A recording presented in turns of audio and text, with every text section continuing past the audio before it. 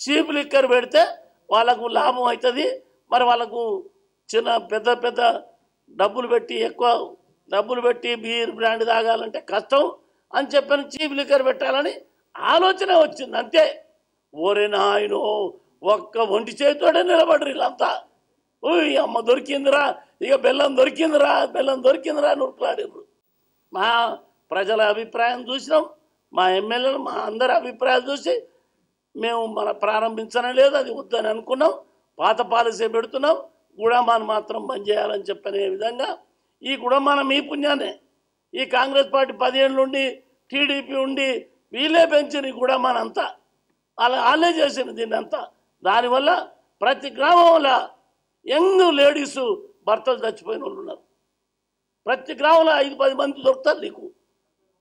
40% జనం ఈనాడు భర్తలు చనిపోయిన ఆడపిల్లలు అవపడతారు. అది చూసి కేసీఆర్ పాపం వీళ్ళ అన్యాయం జరుగుతుంది, ఈ గుడంబను బంద్ చేయాలని చెప్పని ఉద్దేశంతో ఏదో కార్యక్రమం చేయాలని అనుకున్నాం. అయినా దాన్ని చేసి దాన్ని కంట్రోల్ చేస్తాం.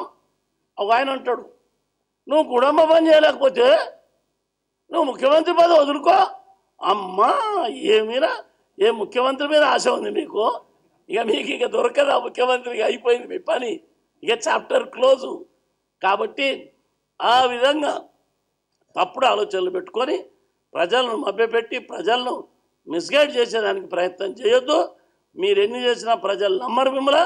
10 ఏళ్ళు చూసారు మీ యొక్క కార్యక్రమాలు, మీ దోపిడీ విధానం, మీరు ఎంత ల్యాండ్ గ్రాబింగ్, ఎన్ని తప్పులు చేశారు అవన్నీ కూడా ప్రజలకు తెలుసు. ఇవాళ నువ్వెన్ని చెప్పినా ప్రజలు నమ్మే పరిస్థితులు లేరు. కాబట్టి మేము గెలిచి 14 ఏళ్ళు కాలే, మా పాప 14 ఏళ్ళ పాప. ఆ పాప మీద ఇంకా ఏమీ ఆరోపణలు చేసినా చేస్తున్నారు అయ్యా.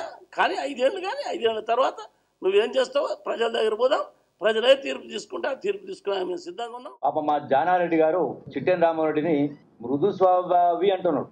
బహుశా తెలియనట్టు కదా, మృదు స్వభావి కాదు, ముదురు స్వభావి. జిల్లా కలెక్టర్ గిరిజాశంకర్ ఉన్నప్పుడు మహబూబ్నగర్లో కలెక్టర్ని పట్టుకొని బండబూతులు మాట్లాడాడు.